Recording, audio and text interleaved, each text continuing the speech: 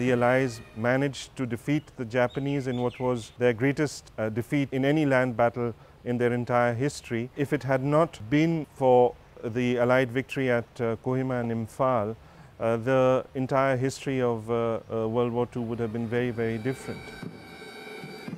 84,000 Japanese troops poured into India from Burma in March 1944.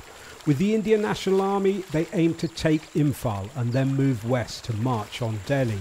They simultaneously attacked Kohima, a hill garrison on the road to the railway at Dimapur. The Japanese had expected their opponents to quickly surrender. They didn't. General Bill Slim trained his troops from Britain, India and across the empire for a long, hard slog.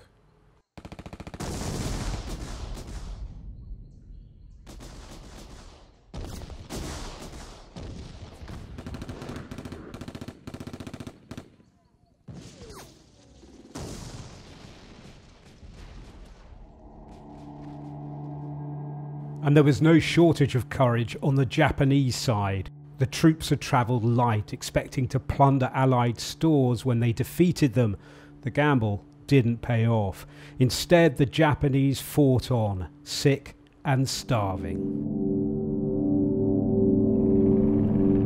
By contrast, the Allies enjoyed control of the skies and their supplies.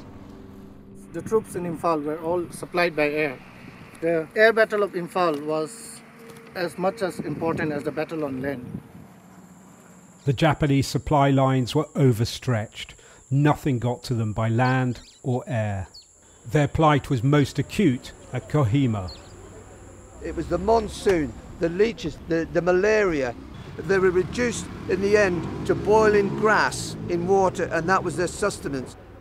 The commander was forced to do what no Japanese commander had ever done. He withdrew his troops. He saw no point in the senseless slaughter of his men who would have fought on to the death.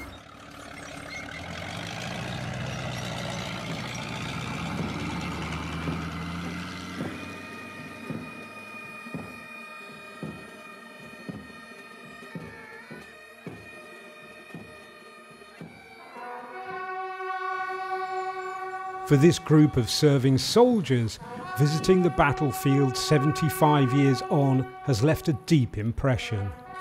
They shall not grow old as we that are left grow old. There's many stories since we've been here of how every single officer within that company have been killed. Therefore, senior NCOs, young junior NCOs have had to step up and actually take command of a large body of men. Well, if that's not inspiration, then I don't know what is. Age shall not weary them, nor the years condemn. I can see the ground, I can see the scenario, I can imagine that how brave they were, how hard did they work, and how tough they were.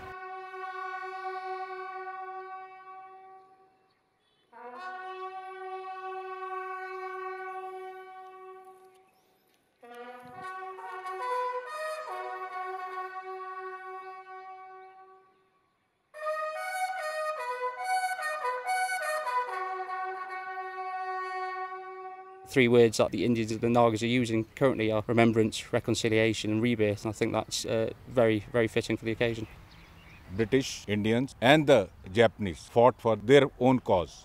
However, as the time has passed, the wounds have healed, and today all three are progressing in very friendly way.